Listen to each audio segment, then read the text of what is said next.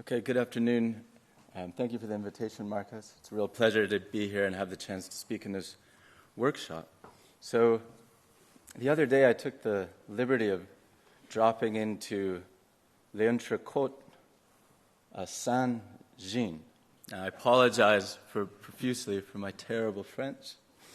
But I was surprised to learn that not only can you get a delicious entrecôte, but you can also get this amazing ice cream sundae, as far as I can tell, and this great local tasty wine from Geneva.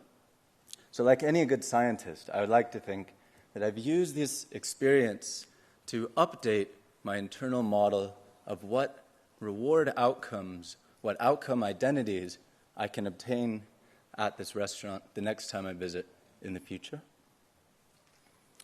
So to investigate how the human brain learns to associate stimuli with particular outcome identities, such as this local wine, we designed the following experiment.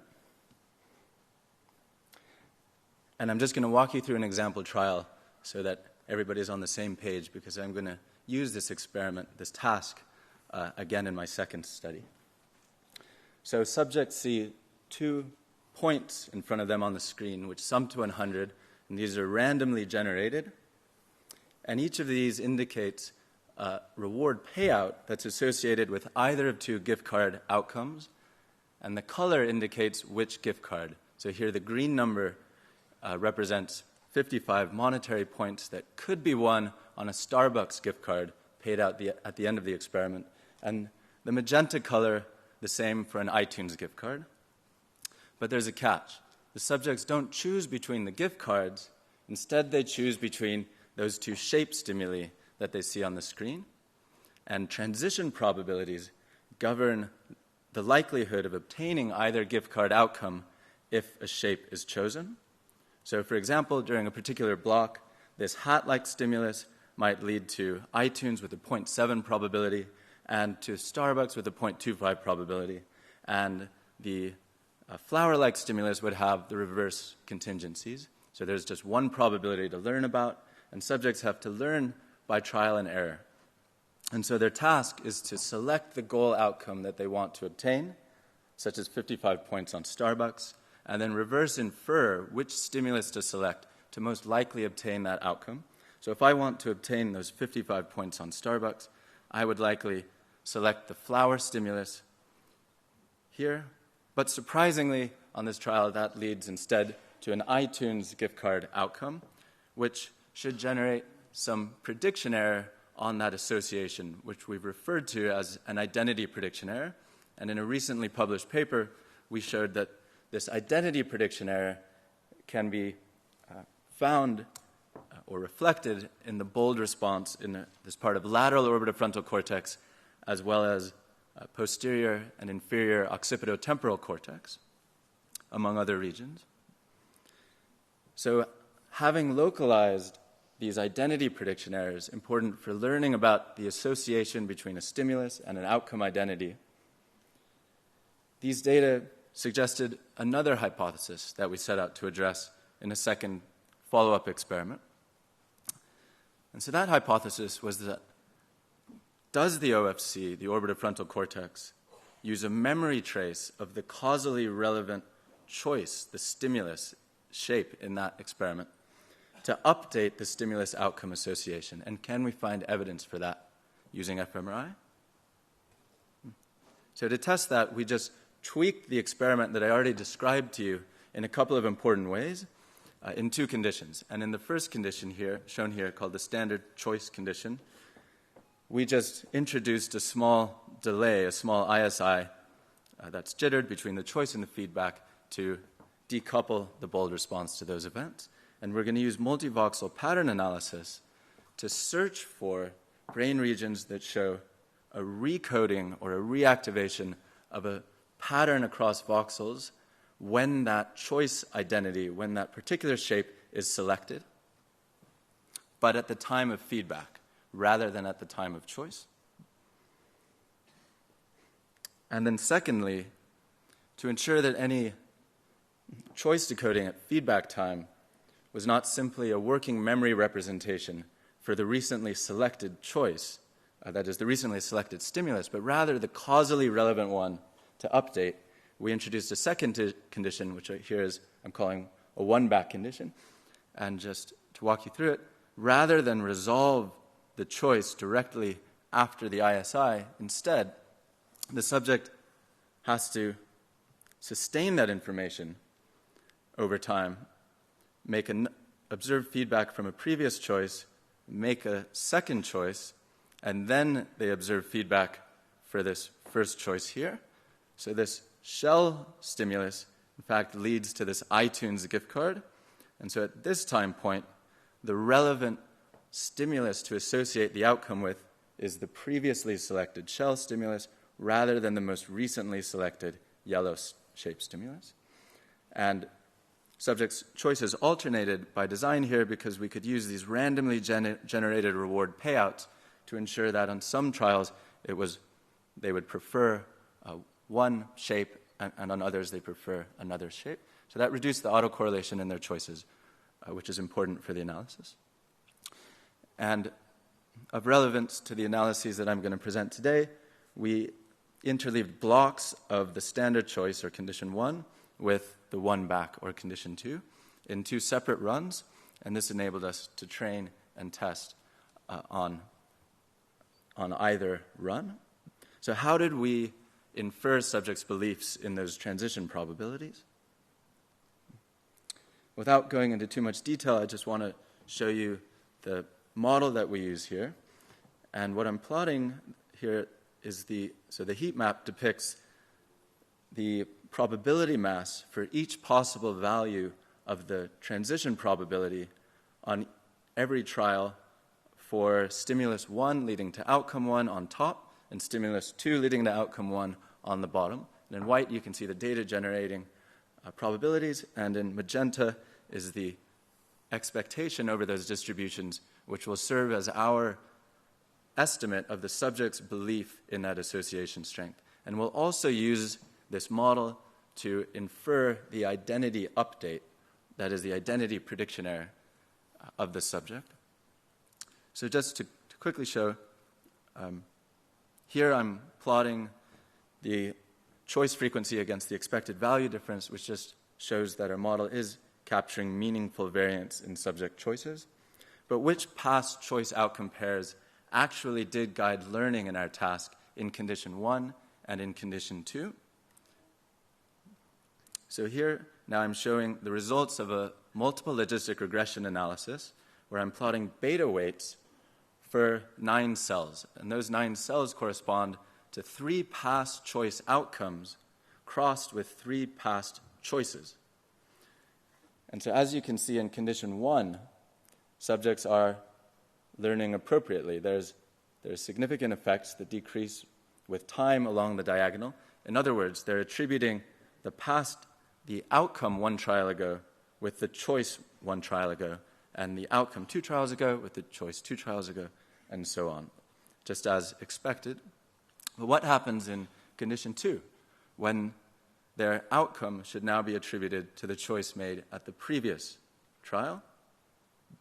Here we see that, as instructed, they're able to use the task rules to appropriately attribute credit for the outcome obtained on the last trial to the choice instead made 2 trials ago.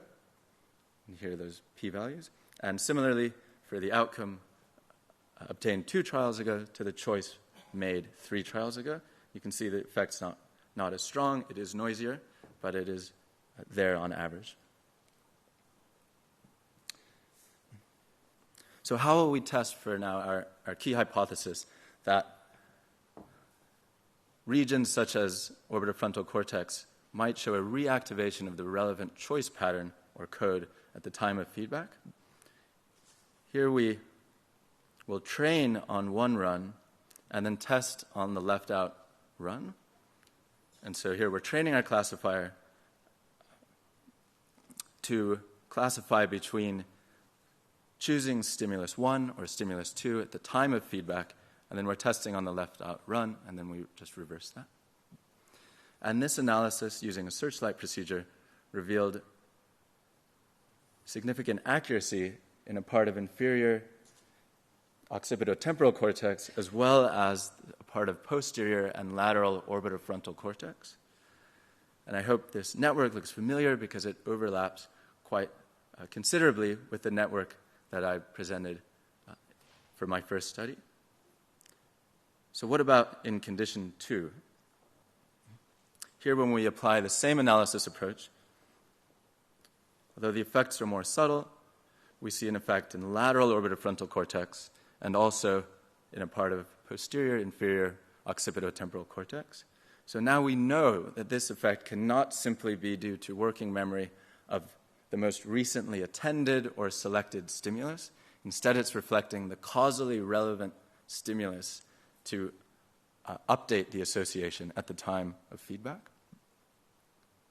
So next, we computed and displayed the feature weights from the linear SVM, which are shown here in a part of lateral orbitofrontal cortex. And this served two purposes. First, just as a robustness check to convince ourselves that this effect is due to a distributed pattern across voxels rather than, say, a hard boundary or edge that might respect some cytoarchitectonic division between different subregions of orbitofrontal cortex, but also because it enabled us to compute, trial by trial, the probability of accurately decoding which stimulus was causally relevant. And we can then use that trial by trial probability of decoding to regress against here our trial by trial identity update regressor generated from our computational learning model. And here I'm showing that regressor for one subject across the experiment. And we're going to look for this specifically at feedback time. And here again we do a whole brain search analysis, and this reveals one region that's significant, and it's in the central or lateral part of orbitofrontal cortex. So to sum up, in part 1, I presented evidence to show that lateral orbitofrontal cortex and inferior occipitotemporal cortex, this network, reflect outcome identity updates or identity prediction errors during learning. In part 2, I showed you that behaviorally subjects are able to use their understanding of the task rules or the task structure to appropriately attribute credit based on those rules, either to the most recent choice or the previous one. That neurally, that past choice was recoded or reactivated in lateral orbitofrontal cortex and inferior occipitotemporal cortex in a way that respected the task structure. And then finally, that recoding of that stimulus choice in lateral OFC specifically is proportional to that stimulus outcome identity update term.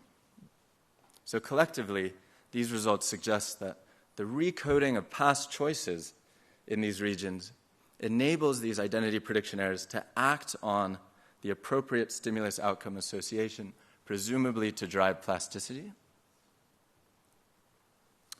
So lastly, I'd like to thank my collaborators for the first study at Oxford. Vani Rajendran was my master's student, and Jill O'Reilly was a collaborator. Zeb Krith Nelson at UCL. Lindsay Rondeau was my master's student for the second study at UCL. Mona Garver and Tim Behrens advised on both studies, and funding from the Wellcome Trust. If you have any questions or ideas for further discussion, I'm happy to take them now or perhaps later over a glass of wine. And before I end, I just want to say, to make a shameless plug, that I'm starting my own lab at UC Davis from August at the Center for Mind and Brain. This is a beautiful part of sunny California, and if you're interested, I'm recruiting full-time funded postdocs and graduate students.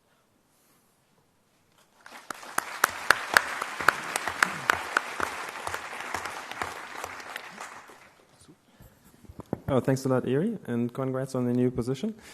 There's a question in the back. Yeah, thanks for the great talk. Mm-hmm. If I understood correctly, what you're decoding is kind of both the stimulus that the subjects choose, but also the outcome, essentially.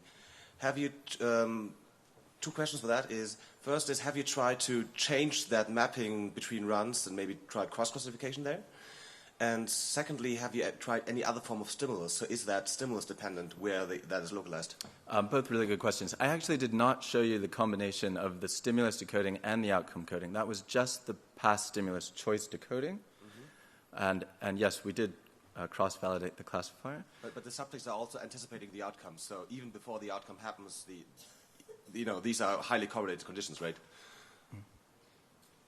They're not. So because of the changing probabilities that so the association between the stimulus and the outcome was not fixed. Instead, it was changing continually and stochastic throughout the experiment. So we were very careful to ensure that enabled us to that there was enough independent variance that it wouldn't bias the classifier there. Okay.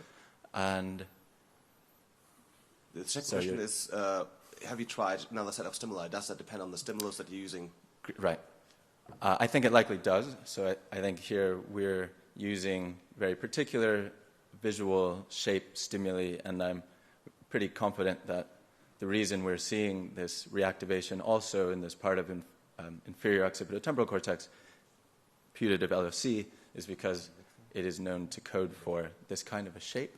And so I would strongly hypothesize that if we use another kind of a visual stimulus, that would move. But my other hypothesis is that the OFC would not change. Perhaps the subregion OFC would change. Okay, thanks. Thank you. Okay, thank you. I think we should come to the next speaker. So thanks. So the next speaker will be Adrian Fischer from my lab at Magdeburg University in Germany. And Adrian, the floor is yours. Yeah, thank you, Marcus. I'll continue with the example that Erie just gave you, and I'll be talking about the evaluation of short and long-term outcomes against each other. If you consider, for example, tonight at the club night that some of you, including me, may have the desire for a very nice drink, and this would probably lead to a positive short-term outcome, in that we are going to have a good time, then the long-term outcome of this may not necessarily align. In the case of the midterm outcome, it leads to situations like that, or choosing in this way repeatedly may also lead to a very bad outcome. On the other hand, certain situations like going to the gym on a regular basis and working out can be associated with negative short-term outcomes in the sense of experiencing fatigue, but they may lead to something very attractive, and that is that you get a very attractive physique in the long run. How do we know these values? The short-term evaluation is rather simple in the sense that it does not necessarily require a model about the world.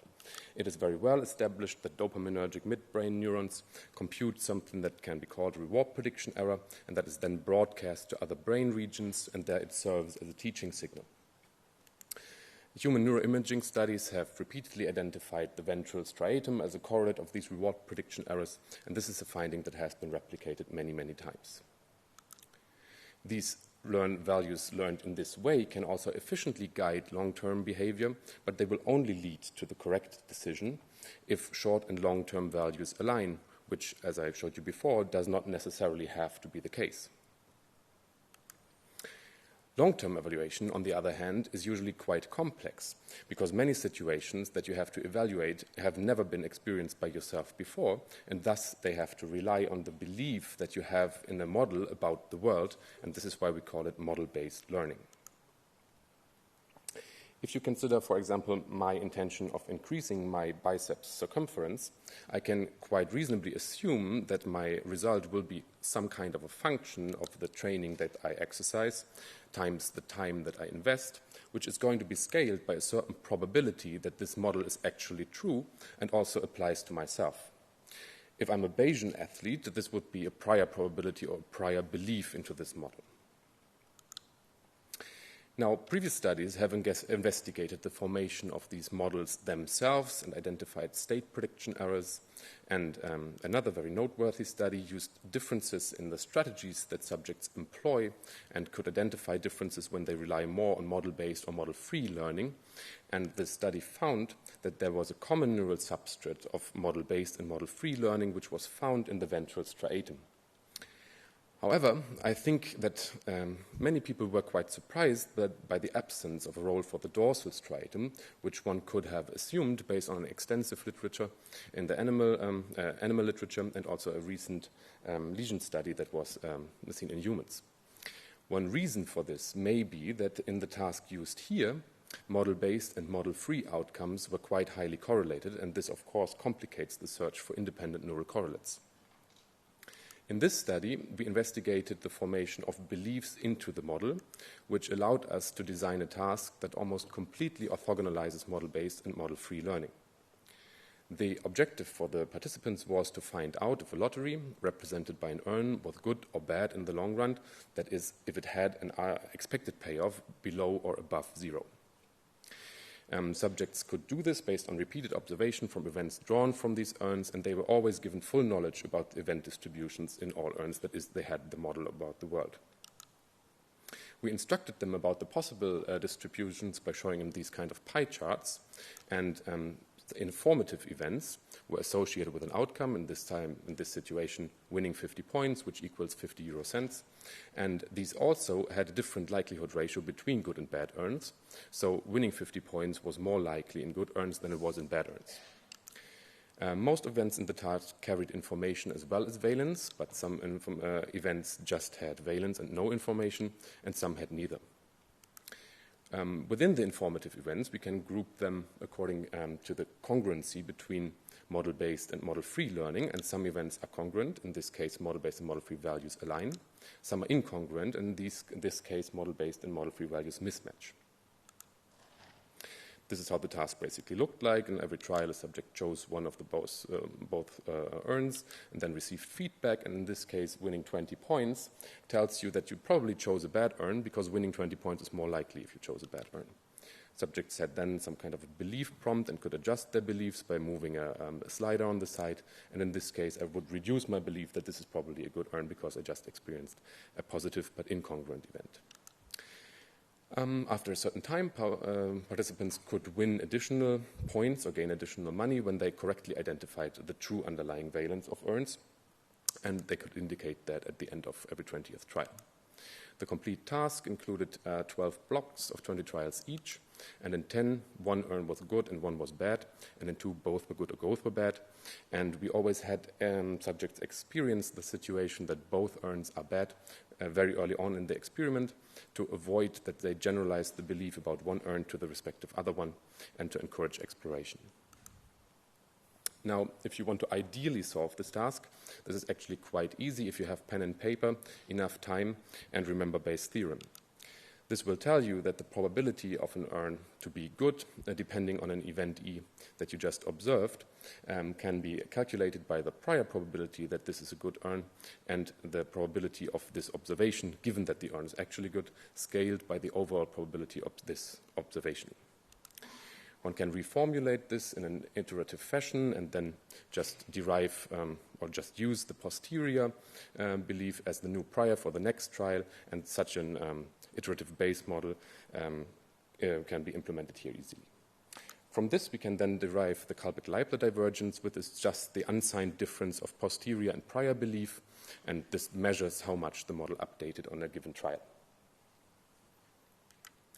Now, if we let this model solve the task we have, plotted here is the average update per trial, the result is quite unimpressive, as the model updates every informative event in the same way, as it should, because this is the ideal solution, and it does not care about non-informative events. Human subjects behave differently. They also ignored non-informative events, which indicates that they understood the task, yet when they update their beliefs, they update less when the information between model-based and model-free learner are incongruent, which could hint that there's an interference happening in the brain. To more formally test that, we also fit a very simple Rescorla-Wagner-based reinforcement learning model to subjects' choices, and this just derives the reward prediction error on every given trial from the difference of the expected outcome and the actually achieved outcome, and uses the reward prediction error to update the expectancy. We then regressed the predictions of both models onto subjects' belief updates.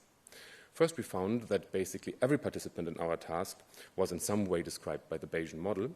But on top of that, we saw a significant influence of the reinforcement learner that on the average showed a positive covariation in that subjects updated more towards a positive belief when there was a positive prediction error and to a negative belief when there was a negative prediction error. We then constructed a standard parametrical fMRI analysis model, including both regressors separately into the model. And as I told you before, that was easily possible because both regressors were completely correlated from each other and accounting for some regressors of no interest. The results in blue is the model update, that is the Kullback-Leibler divergence, and in red the reward prediction error. And the first thing we find is a cortical network including the intraparietal sulcus, posteromesial frontal cortex, dorsolateral prefrontal cortex, and the frontopolar cortex that co-varied with model update in our task.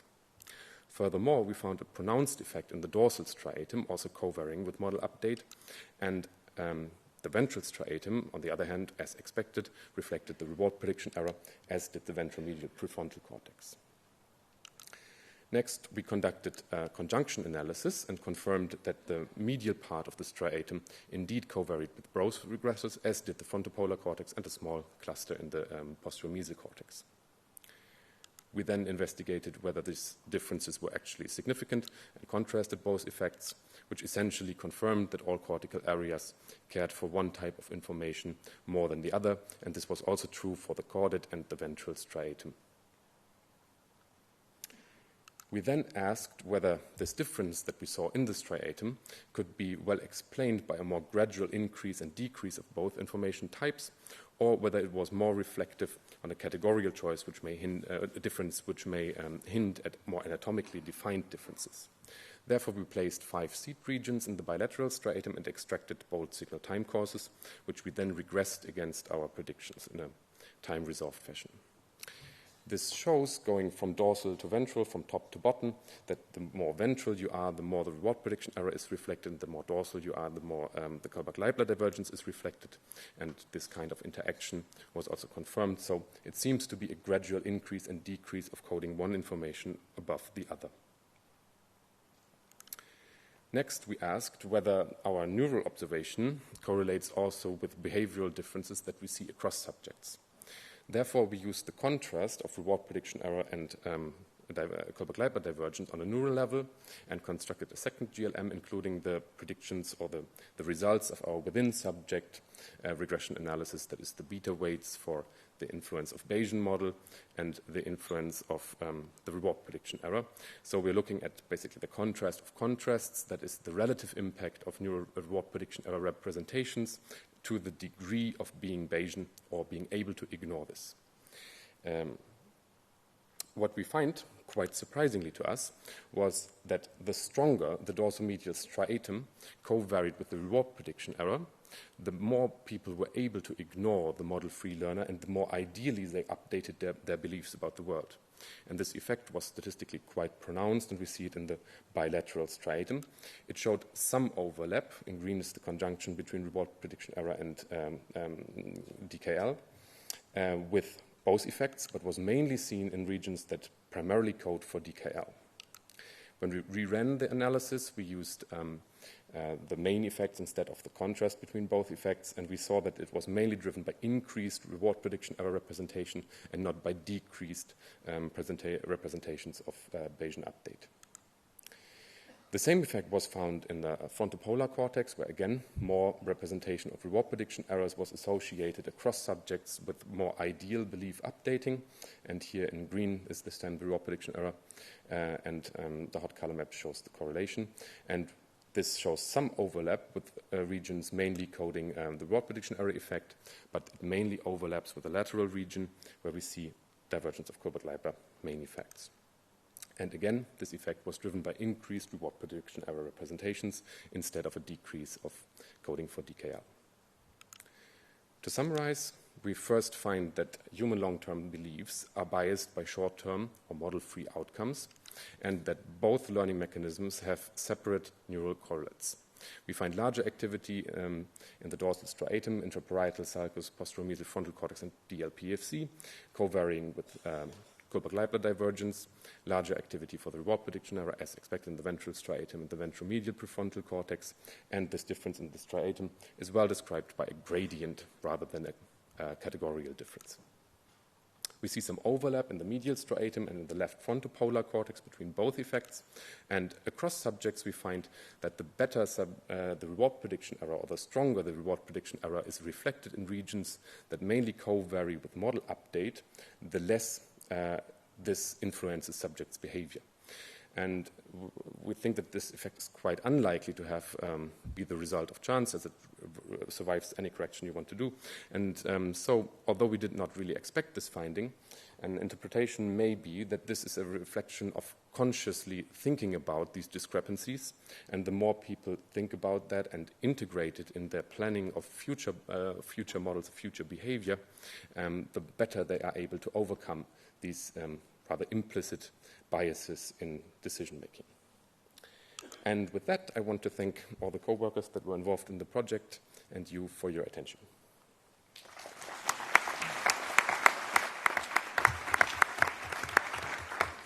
Thank you.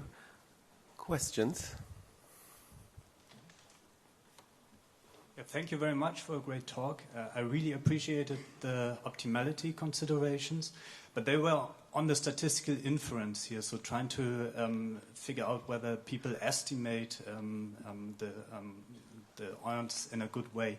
Can you say something about the decision-making aspect, so the exploitation trade-off? So you said you encouraged them to explore, but how was the exploration profile, and did you try to compare that with optimal exploration in these kind of bandit situations? That's a great question.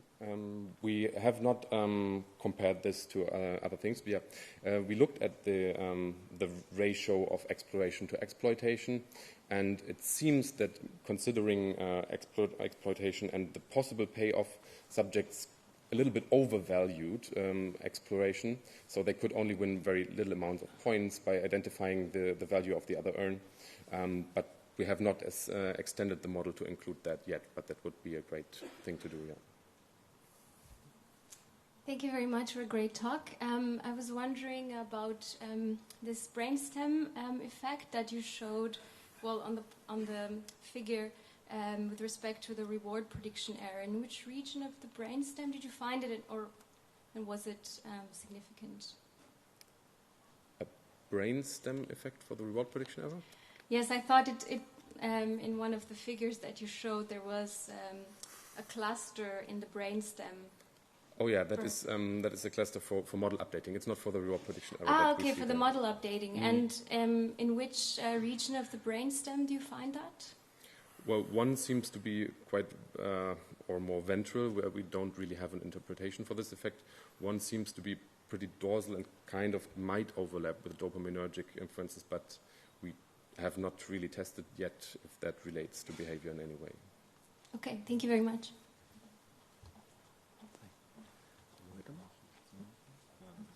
Okay, so let's continue with the next speaker. Thanks, Adrian. Thanks for the discussion.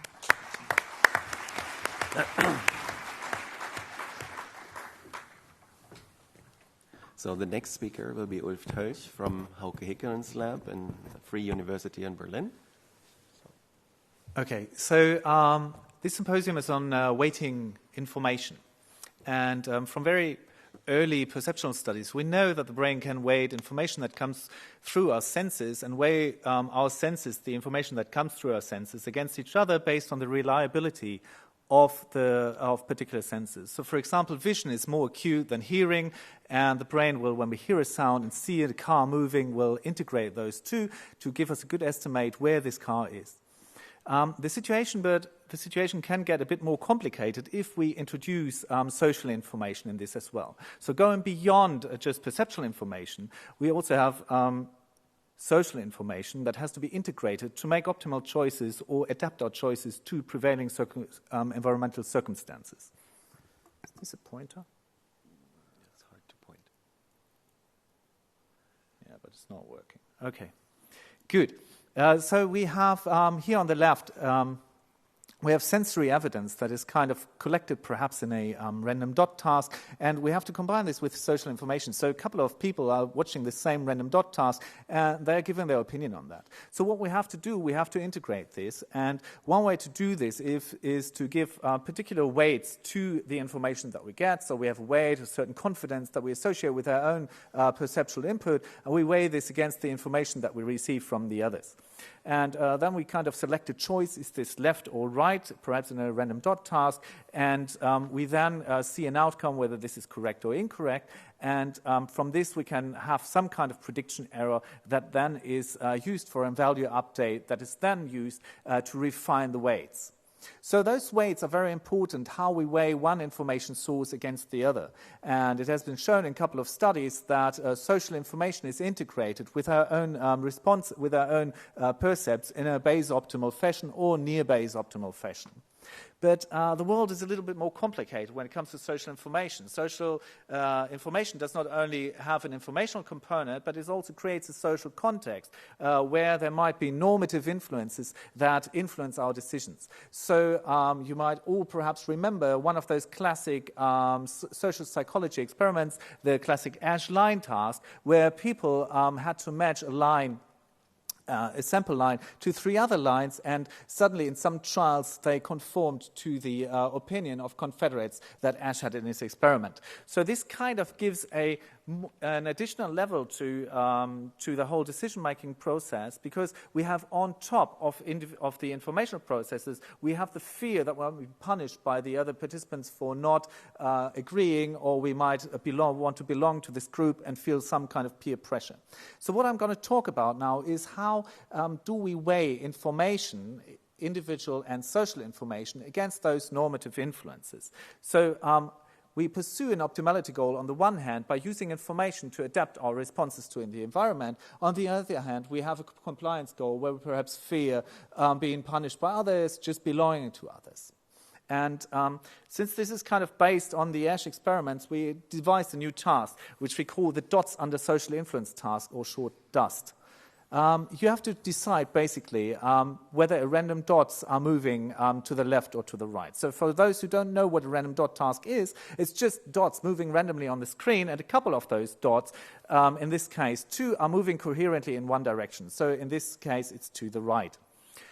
What we did in this task, additionally to the perceptual information, we presented participants with information from 2 other participants that were playing the game at the same time in the same room. And these informations come in 3 flavors. They can be correct, just as in this case, the participants decided in the same correct direction, or they can be undecisive. So this serves as our baseline condition. Both players cannot decide on a certain direction, so the perceptual information is the only thing that we've got in this case, or the 2 players can also be wrong, so pointing in the other direction. But as I said, we have a 3rd level here, and we explicitly wanted to implement this level in the lab. So we gave a pro-social norm to participants, and this pro-social norm would add remuneration to the other players. So first of all, players were rewarded for each correct decision in each trial. But on top of this 1 cent that they could receive for themselves, they could collect bonus points for others. And in the same condition, or what we might also call the conformity condition, they could collect bonus points for the other players if they correctly decided in the same direction as the other players. So in this case, if they decide with the other players and the dots are moving to the right, all get a point. So the player gets 1 for deciding correctly, and the other players get 1 bonus point. If they decide against the other 2 players in this condition, nobody gets anything. And then we have the so-called only or anti-conformity condition, where players, when they decide against the other 2 players, the other 2 players will receive a bonus point. So in this case, the dots are moving to the right, the arrows are moving to the pointing to the left. So the correct decision is to point to the right. If players do that, they receive 1 point for being correct, and they additionally collect bonus points for the others. So if they decide with the other participants, nobody gets anything. So we have now implemented 3 levels. So we have the perceptual information, the social information, and on top of that, a pro-social norm that might influence those perceptual processes. And by having these 3 levels controlled in our experiment, we're able to segregate the informational influences from the normative influences. Okay, so we're looking at the behavior now, at choice data, and here on the y-axis you see how many correct choices people made compared to the baseline condition. So when there was valid social information, participants followed basically this valid social information. This is to be expected because information carried real value, and they increased their correct choices overall over the whole experiment when following this social information. When they had additionally the norm to collect bonus points for the others in the same condition, we see an augmentation of this effect. So there's a stronger effect of social information in the same or in the conformity condition. And what we see for the only condition, that there's an attenuated effect. So what we have here is a bidirectional effect with a stronger social information effect for the same condition and a weaker no social information effect for the only condition. And this bidirectional effect was also reflected when we look at invalid social information. So people will follow social information and thus consequently also score lower when they have invalid social information. Good. So what we wanted to do next is, in our paradigm, we could see this in the choice data, but what we also wanted to do is to base this on a proper computational model of their decisions, and we used drift diffusion models to do that. And in drift diffusion models, you have this evidence accumulation process. And in this evidence accumulation process, there are a couple of parameters important. One is the response bias that you have at initially when the evidence accumulation starts. And this response bias will reflect a bias in one or the other direction here, depicted by the red arrow. And we have, for example, the drift rate that can change, that is the speed of evidence accumulation. What we found is that in only the starting point bias, and I'll spare you the whole model comparison, only a starting point bias was significantly increased in the none condition and even augmented in the same condition, and was attenuated in the only condition. So this reflects also on a computational modeling in a computational modeling way, kind of reflects the choice data that we've seen before. The important question is now, what is happening on a neural basis here? What is happening if we add those norms on top? I showed you that we have 3 levels. We have the perceptual level, and on top of this, we first of all have the social information level. So this is the first level that we're going to look at. So what is the effect if we have congruent social information? And in line with previous studies, we find that there's a decrease in putamen activity under coherent social information, which stands for a decrease in response caution, which is kind of reflecting this starting point bias that we found. But most importantly, we also find this decrease in the only condition. So in the condition where we found a different effect than in the same condition. So this is not sufficient. So the coherent information is not sufficient to explain this starting point bias or the attenuation of the starting point bias in the only condition. The next logical step, of course, is to look at what is the joint effect of the norms, so the same and only condition over the none condition.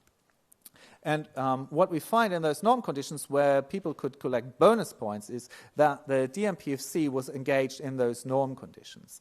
And this stands most likely for a flexible adaptation of decision processes that are necessary in the norm conditions, because people, when they're affected by norms, want to pursue these normative goals, the compliance goal, and this is elicited in the dorsomedial prefrontal cortex. But again, we see that the same and the only condition have approximately the same activation that goes over and beyond the none and the incongruent condition. So it's not sufficient to explain this bidirectional effect that we've seen before. So what we're looking at next is a parametric modulation, and particularly a parametric modulation that is split up for the evidence accumulation phase and for the decision phase. Because the effect, this bidirectional effect, could affect either the evidence accumulation or the decision phase. And we're looking particularly at what kind of effect this has when participants decided actively against the social information. So that is something the participants usually do not do, but we selected those trials where they actively decide against the social information to see what kind of neural substrates were recruited to support those decisions. Okay, so we're first looking, as I said, as the evidence accumulation under the condition that we decide against the social information. And what we see here is for the same and only condition, we see that there are distinct networks recruited if we decide against the social information. But it is particularly in the only condition that the dorsal anterior cingulate cortex is recruited here, which stands for a conflict monitoring, but because what participants have to do in this condition is they have to detect a conflict between their percept and the social information that is presented there. So this reflects this conflict between the perceptual and the social information. And only in those trials where we see a high anterior cingulate cortex activity, so a detection of these processes, we find a decision against the social information. As you can see, the other areas that were activated in the same condition were not so different from the only condition, so it does not serve yet as a proper background for deciding against social information that is particularly elicited in the same condition. If we look at the decision phase against the social information, we see for the same condition, particularly the right ventrolateral prefrontal cortex activated here. And this is at the decision point, and if we go back, we can see this already coming up in the evidence accumulation phase. So when we decide against the social information, what is happening here is that participants suddenly have to stop or inhibit their usual habitual responses. And if we look at a start-stop reaction time task, this is exactly what's happening. The right lateral prefrontal cortex is engaged to stop those premature habitual choices. And it is also associated, I think Christian has a really nice study on this, TDCS study, where he shows that particularly norms in an ultimatum game are modulated by TDCS on the right lateral prefrontal cortex. Good. I want to wrap this up. So we see that norms influence evidence accumulation, and it depends on whether the compliance goal is coinciding with a optimality goal or not. So this is very important when we look at this at the information and at the normative influences. We have to be aware that a conflict between those two can result in dramatically changed effects in perceptual processes. Yeah. This effect depends on the conflict between normative and informational influences and the norm-influence response inhibition, particularly in the same condition, where we have the norm and the information pointing in the same direction, and only through a reactive response inhibition can conformity be prevented. And from a point of view where if you go back to the Ash experiment, we can say that from our experiment, we see that informational influences are already enough to elicit a strong response in favor of the information of the others. And we can easily calculate in the Ash experiment if we have, for example, a probability to be correct of 0.8, 0.9% in a perceptual task. If there are 9 people against me and I'm the only one that is going in the other direction, the base optimal choice will be to conform. So informational influences here will be a very, very strong driver, and these normative effects that we've seen here are on top and are modulating these informational effects. And with that, I want to thank my collaborators, Ray, Hauke, Arizu, and Rasmus, in no particular order, and you for your attention. Thank you very much.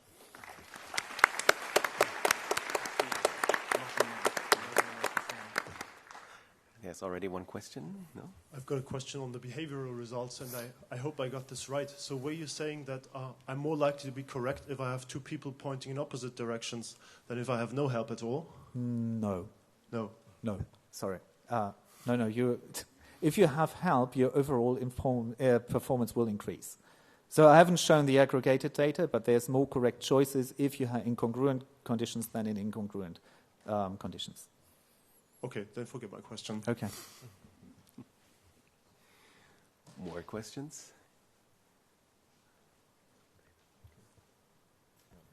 That's not the case. We'll move on to the next talk. Thanks, Rolf, again.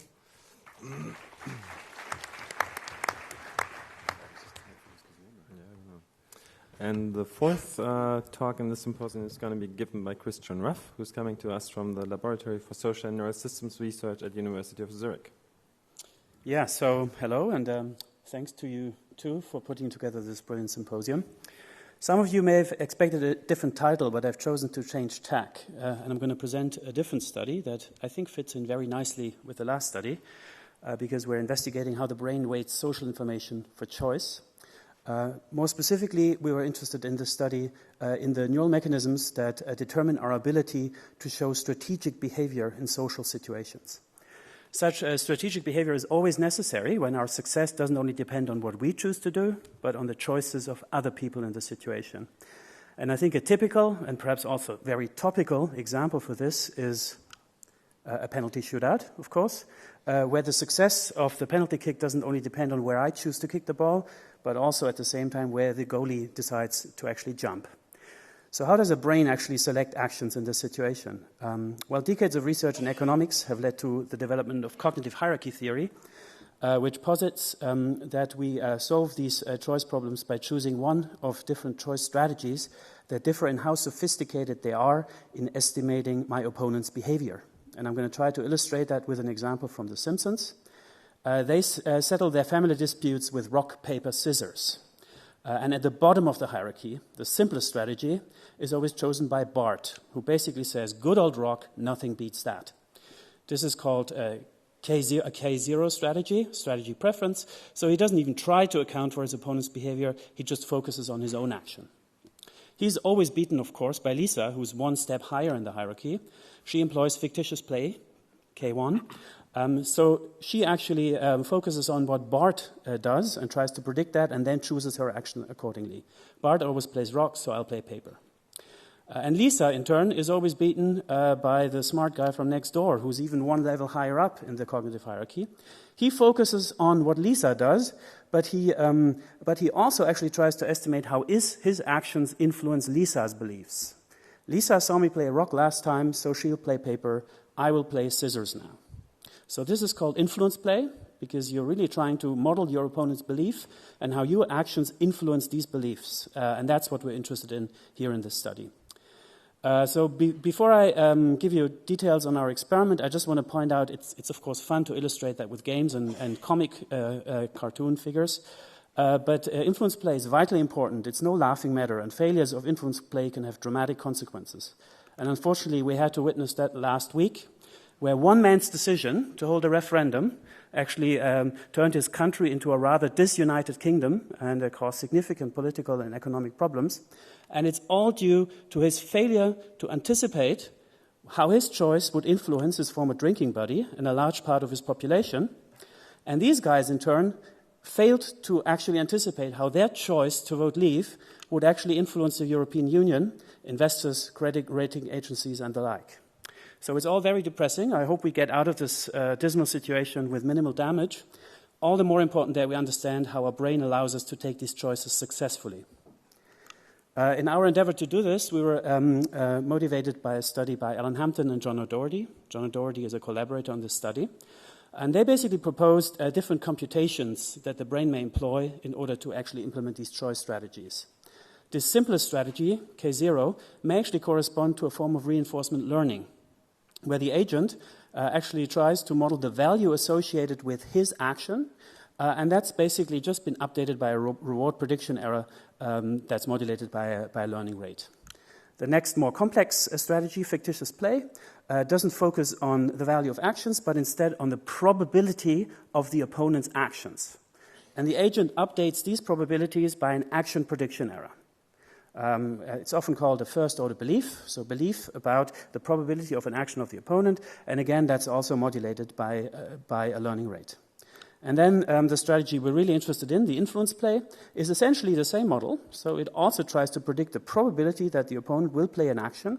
It updates that with an action prediction error, but additionally with a term that actually models how much your action Q actually differs from the expectation that your opponent may have had that you play this, Q double star. So it's this latter component here, the so-called influence update signal, second-order belief, a belief about a belief that we're interested in. And again, this is modulated by a learning rate kappa, which is important because the strength of kappa, or the degree of how large kappa is, determines how sensitive you are to employing these second-order beliefs. So the study by Alan Hampton suggested that in the brain, the influence update is actually represented in the temporoparietal junction. So bold activity in that area correlated on a trial-wise basis with the strength of the influence update signal. The study also showed that bold activity in the dorsomedial prefrontal cortex also represented that influence update, but predominantly so in participants who actually used the signal to guide their choices. Basically, the strength of this representation correlated strongly with the degree of evidence that participants were actually using the influence play model. So this is, of course, nice. It fits very nicely with a lot of other evidence that TPJ activity is involved in mentalizing, bluffing in poker, manipulating someone in a trust game, detecting false advice, and the like. But I think several questions were unanswered, and these are the ones that we're addressing. The first is the function of the TPJ, in fact, necessary to incorporate these second-order beliefs into choice? We know that correlative bold responses cannot really tell us that these signals, even though they're represented by the brain, are in fact used to drive choices. Second, is there a kind of a one-to-one mapping between model-defined computations and the neural activity? Bold activity really is a compound. We know that there's obviously various different computational models that we could fit to behavior. All of them would lead to regressors that we could then find correlations with bold activity with. But it's not actually said that these correlations really imply that the brain area implements this computation. Yeah? It could be that it's more an epiphenomenon. And then third, how are the signals that we see in the TPJ, how are they integrated with other choice-relevant computations? And in order to answer these questions, we conducted a combined TMS-fMRI study with the basic logic being that we try to directly manipulate the excitability of the temporoparietal junction with brain stimulation and see whether the effects on both behavior and brain activity actually correspond with the predictions by the influence play model. We employed a continuous theta burst TMS, which is basically a TMS protocol that applies pulse triplets in a theta rhythm for 40 seconds, and which is known to reduce cortical excitability in the targeted area for up to 30 minutes prior to fMRI. We did so in two groups, one group where we targeted the right temporoparietal junction, and a second group where we targeted the vertex to basically control for any unspecific effects of TMS and the general temporal procedure and so forth. So by comparing basically the effects of TMS between both these groups, we addressed the four following questions. Does TMS of the TPJ render participants less strategically sophisticated? How does the TMS actually affect the representation of the influence update signal in the TPJ? Is it just a local effect in the TPJ, or does this reduction of the influence update signal in the TPJ have consequences on the computations performed by other interconnected choice areas? And fourth, what's the relation between all of these different phenomena? We actually measured behavior using the inspection game, also used by Hampton et al. We had two participants in every session come to the lab. One participant was stimulated and inside the scanner. The other participant was in the room next door. The participant in the scanner took the role of the employee and had to choose whether he wanted to shirk or to work. And the other participant was the employer and simultaneously decided whether he wants to inspect the employee or not. And the payoff matrix was set up that for the employee, it's actually best to work and be inspected because you show that you're working, or to shirk and not be inspected. Whereas the employer had the opposite aims. He basically wanted to have you work without having to inspect, or it was beneficial for him to inspect you when you were shirking. And all points were, of course, transformed to real money, real payoffs at the end of the experiment. We actually timed the paradigms so that we could look at bold responses separately for the time of choice and for the time of outcome. So during the outcomes, that's when we expect to see the influence update signal, whereas at the time of choice, we expect to see choice-related value computations. For both groups, they basically started with a very short training of 10 trials, then they received the theta burst, and after no more than 4 minutes, we started the scanner and had them play the game for 25 minutes. We first actually measured the vertex TMS group because we wanted to find out whether we really can assume that the influence update signal is reliably represented in the TPJ, and that was the case. So we could fully replicate the results by Hampton et al. The influence update signal correlated with bold activity in a whole range of situations, but most strongly in the right temporoparietal junction. So we could confidently choose this area as our stimulation site. So we defined this by means of brain-side frameless stereotaxy in the other group and stimulated it. And then repeated the experiment in the other group. So the first thing we did is that then we actually fit all three models to the behavioral data in the three groups. And by means of formal model comparison, we could establish that in both groups, participants were most likely to actually have used the influence play model. So the DIC, deviance information criterion, the smaller the DIC, the better the model fit. And basically, in both groups, the influence model was most likely, which is good for us because it means that the TMS did not make participants take completely different choice strategies. So we could validly compare the different parameters. We also found evidence that the strength of kappa, so the influence update parameter, is actually relevant for success because the payoff was directly related to the strength of kappa. Okay, so then we tested our hypothesis about TMS effects on behavior. We first did so in a model-free analysis where we tested whether the TBS actually rendered participants more predictable on the basis of their past action, with the logic being that if we reduce the ability of participants to incorporate second-order beliefs into choices, the more likely the opponent can actually predict the choice given what he's seen in the past. And we did so in a logistic regression where we basically predicted whether or not the employee was working on the basis of whether he was inspected on the last trial or whether he shirked on the last trial. The first of these components basically tells us how likely the participants were to correctly react to the opponent's action, and in both groups they actually did so. So if they were inspected, in both groups, participants were more likely to actually work on the next trial. Which means that the TMS didn't reduce the cognitive capacity of the participants or made them less sensitive to the choices of the opponent. The critical component, though, is how they reacted actually to their own behavior, because it basically means having seen that you shirked on the last trial, how much can I predict what you're going to do on the next trial? And as you can see, the blue bars in the vertex group, participants were actually not predictable. So the opponent could not predict what they do on the next trial, seeing the present behavior, whereas in the TMS group, participants became more predictable, which is fully in line with our assumption that it reduces the capacity for second-order beliefs. Of course, we also did the model-based analysis, so we directly inspected whether kappa, so the weighting parameter of the influence update, was reduced by the TMS, and it was. Which basically gives us evidence that the TPJ in fact has a causal role for incorporating these second-order beliefs into strategic choices. And there was a good relationship between the model-free and the model-based analysis that I'm not going to go into for reasons of time. Now, as for the brain activity, we first now tested to what degree the TPJ TBS actually reduced the influence update signal in the TPJ.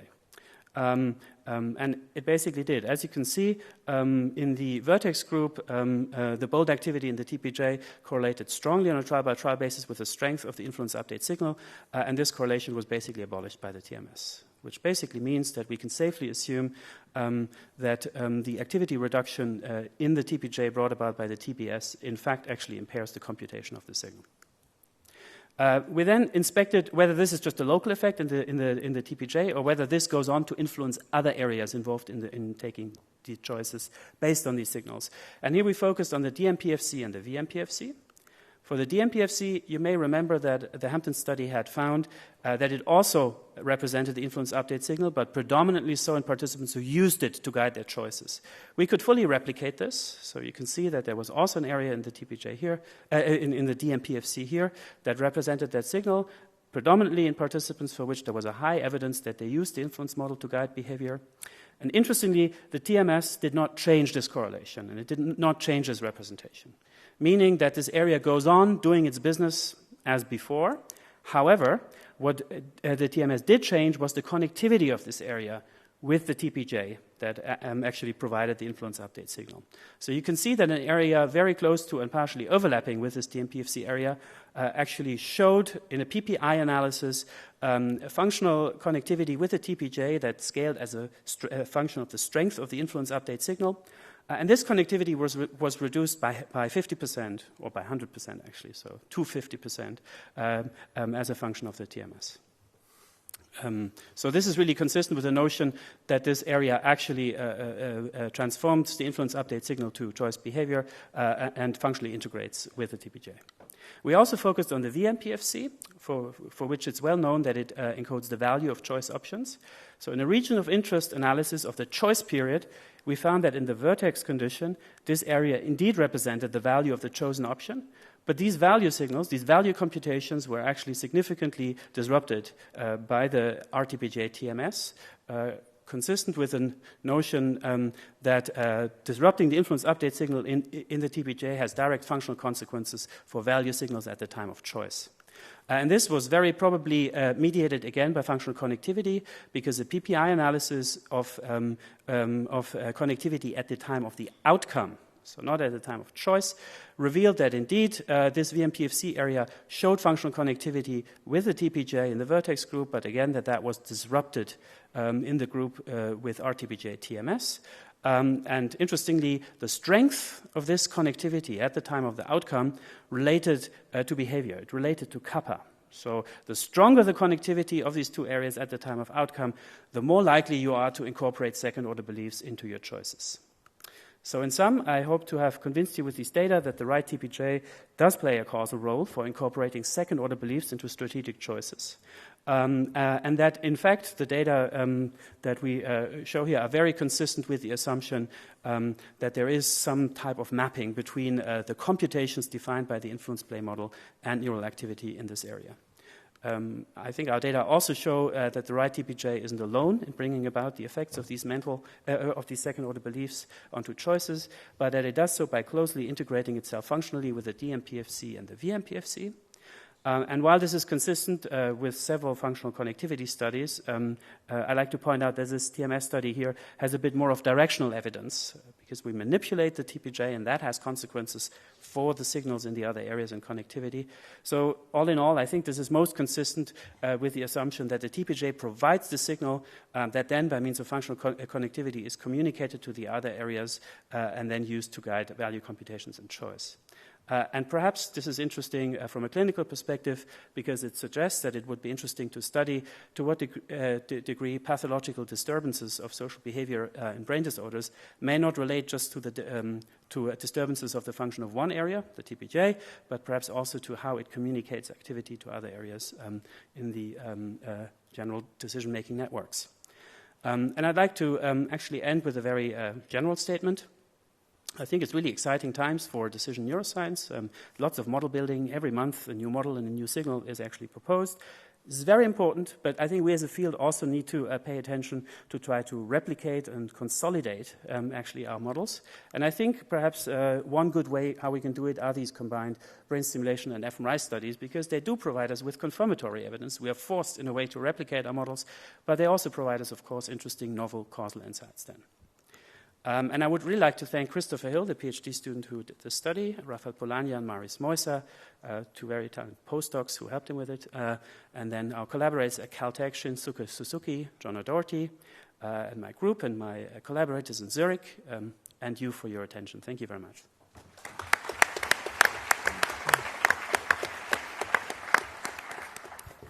Yeah, thanks a lot, Christian. Also for providing a really scholarly perspective on both the Euro and the Brexit. So I think that was the first talk at this conference that managed to do that. We do have time to entertain a couple of questions. We can also open up the floor, I think, for the other panelists. So we have about 5 minutes, if you wish. Yeah, Erie. Great talk, Christian. I was curious, I noticed that there didn't seem to be a VMPFC effect of chosen value, if I interpreted that correctly. And so I was wondering what the interpretation is of how they are performing the task, mostly in line with the fictitious model, if that signal is not there. Mm-hmm.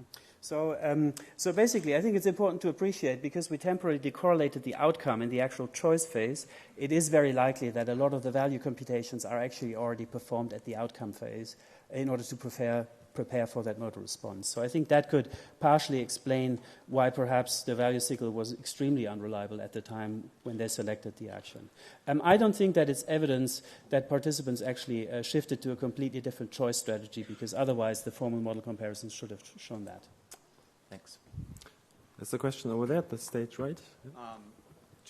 So the findings that you kind of outlined here, to what degree do you find them specific to social cognition, the second order kind of belief update, rather than just kind of more complicated model-based decision-making in general? Mm-hmm. Yeah, so this is an extremely relevant question, and it's one that we're actually also trying to address in our future research. I think it's something that's really kind of plaguing the field.